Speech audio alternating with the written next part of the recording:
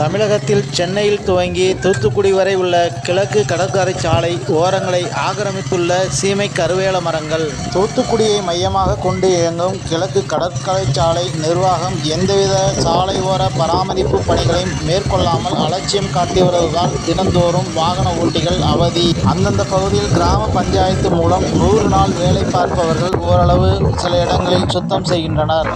கிழக்கு கடற்கரை சாலைக்கு 2 வழி சாலையை 4 வழி சாலையாக மாற்றுவதற்கு நிலம் கையகப்படுத்தி பல ஆண்டுகள் ஆகியும் அந்த வேலையும் துவங்கவில்லை. சாலையும் பராமரிப்பு இல்லை. சாலை ஓரங்களிலும் கருவேல மரங்கள் வாகன ஓட்டிகளை அச்சுறுத்துகிறது. அச்சுறுத்தி வரும் சீமை கருவேல மரங்களையும் இலந்தை மரங்களையும் சாலை ஓரங்களிலிருந்து உடனடியாக ஈசிஆர் நிர்வாகம் அகற்ற நடவடிக்கை எடுக்க வேண்டும். ஈசிஆரை 2 வழி சாலையிலிருந்து 4 வழி சாலையாக மாற்ற மத்திய மாநில அரசுகள் நிதி